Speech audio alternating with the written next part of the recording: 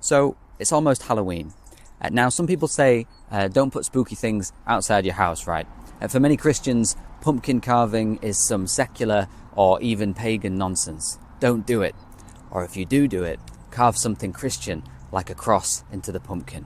Whatever you do, don't make images of monsters to adorn your home. We've probably all heard that. But hang on. What's this on this church? This is God's house. What's that up there? And there? Gargoyles and grotesques, monsters on the roof of a church. The medieval builders of this place knew something that we've largely forgotten, that the monstrous has a place, and that place might be on the margins, the edges, the wall that surrounds the centre of the world, the centre of the most important place, the boundary between where order is and where chaos is outside. But it still belongs. You can't eradicate these difficult things. In fact, the monstrous doesn't always oppose the holy. It can guard its edges. We see this in Scripture. Even the church, God's house, has its edges, the place where chaos is acknowledged. You're stepping outside after Mass, the Holy Communion, and here there be monsters. But more than that kind of dualism, there's even this potential for monsters to be redeemed by the holy, isn't there? That potential exists in the vision that Christ bequeathed to the world. But for now, these monsters sit and ward off the more malevolent powers and principalities, as well as showing us how reality presents itself. And probably like you, I've never picked up a chisel and had a go at carving a gargoyle like this. But every October, many of us, especially if we have children, arguably carve their descendants, pumpkins, grotesque faces hollowed out and filled with a candle, standing guard on our doorsteps as the air cools and the landscape begins to mirror that same orange pumpkin colour. These glowing faces, these jack-o'-lanterns, mark that same threshold between light and dark. In this short video, I want to look at the season of Hallowtide. So come with me as we explore its purpose, get a brief sense of its origins, and most importantly, for me, its place still in the Christian life. The season has a universal value, and indeed it's been influenced by the traditions outside of the faith, which is why I think it's often neglected and misunderstood, which for my money is entirely to our loss. So let's go. I have to admit that I love this time of year. I love the autumn, or fall as my American and Canadian friends say. I love it. There's so much change in the air. It's full of a kind of quiet wonder where memory, mortality and mystery all seem to make themselves present. The air changes, it's crisp, and the world feels older. Those bright summer moments are all gone, and the world reality itself seems to confirm that time has passed. As I record this, it's a couple of days before Halloween, before All Saints and All Souls days. Many of the leaves have started to turn gold, and the light with them.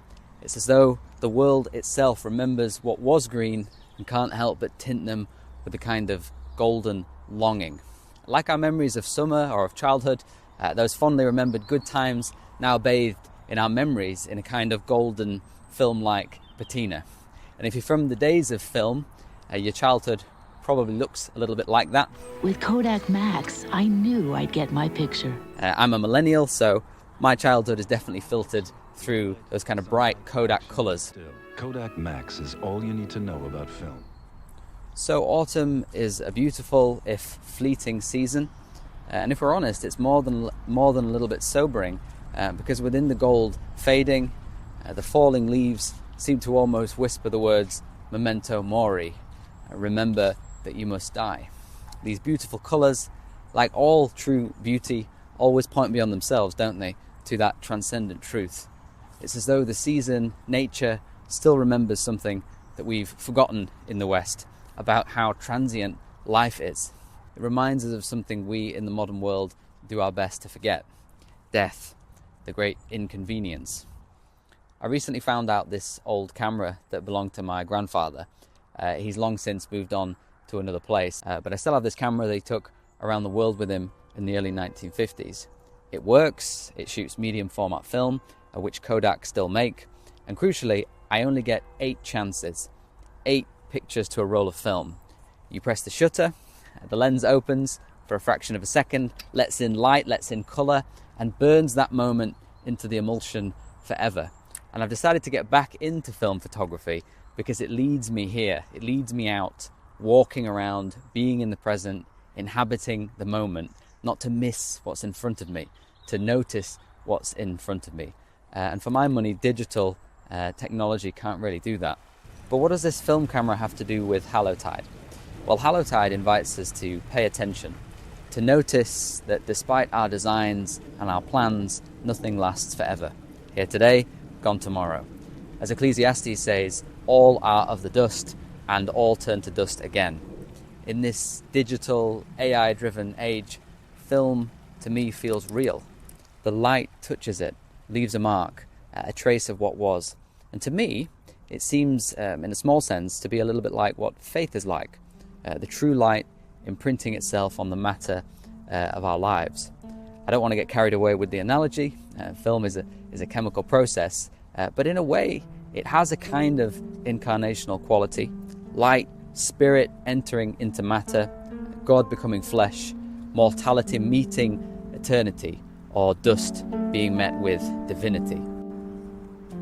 Christianity teaches that though the world is passing, it isn't meaningless. Every moment, every life can carry the imprint of God, can be transformed by God. And so we remember, we touch, we bless, we see, and in those actions, creation comes to participate in redemption. It's kind of holding this tension of dust and redemption together, that things are being redeemed, but that we don't want to get stuck just in the moment. We need to remember the broader picture. And that's my sense of it anyway. And so autumn is the season of remembering, isn't it? As I say, the leaves turn gold, kind of like memory developing as though in film. As though saying, those moments, though beautiful, have gone.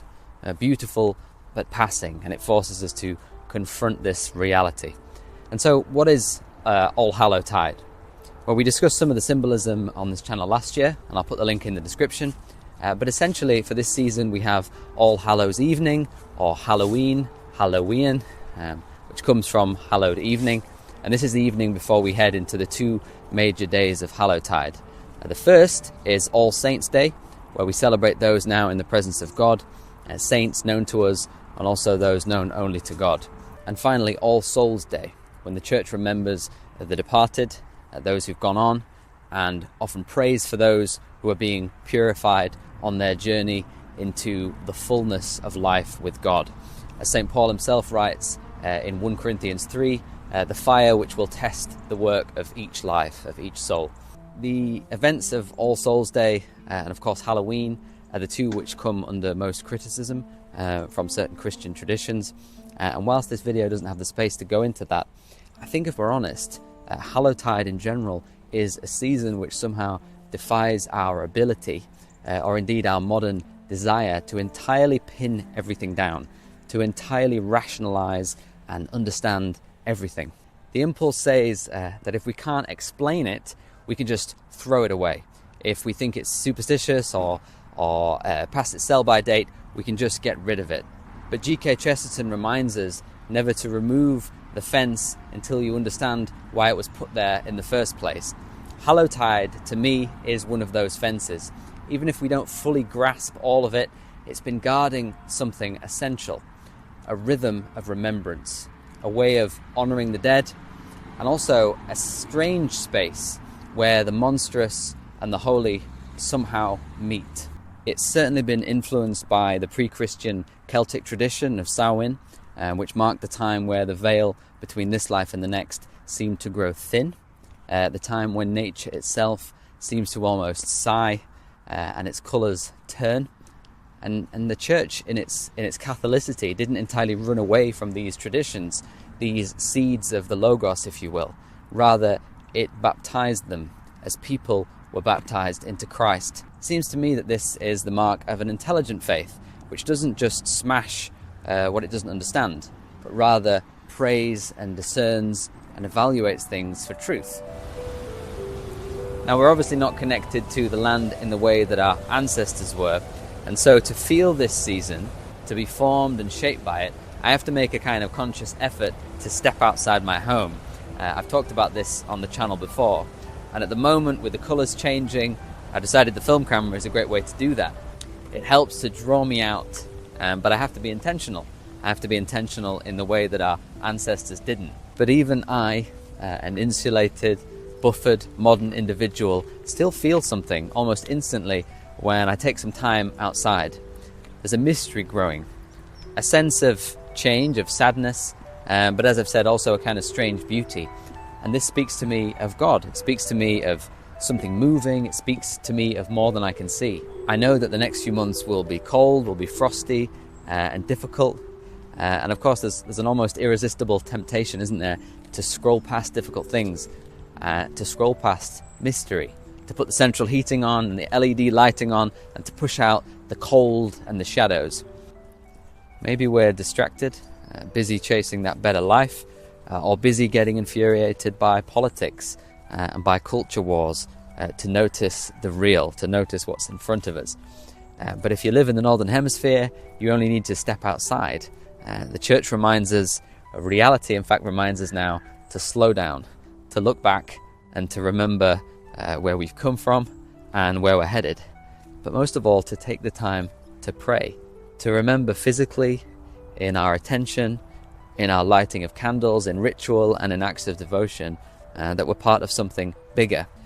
And going back to my grandfather's camera, just physically loading this camera with film, winding the film into place, framing a shot, and this act slows you down. You pay attention, you respect the moment, and in that pause, in that remembering, I feel that Hallowtide sort of asks us to do the same, to acknowledge the fleeting gift of life we've received, and to honour those who've come before us, and to pray for them and to pray for ourselves. So I talked about pumpkins at the start, and there is a strangeness in this season where we also make light out of the malevolent forces which constantly press against us, where children dress up as something monstrous as a reminder that monsters ought to hold no power over us, no power over us in the wake of Christ's victory over evil. Still, Halloween, I guess, is contested. Some will say this is an entirely secular consumer development, or others will say it's a kind of pagan idolatry and is trying to appease the demonic. Ultimately, though, it's here. Like the leaves, which must turn from green to gold, it makes an occurrence every year in our lives for a few weeks. Even if, like death itself, we fail to ever fully understand it. And so I end this video as I started it. I love this time of year. It's full of a kind of quiet wonder. And here, memory, mortality and mystery all seem to make themselves present. Thanks for watching.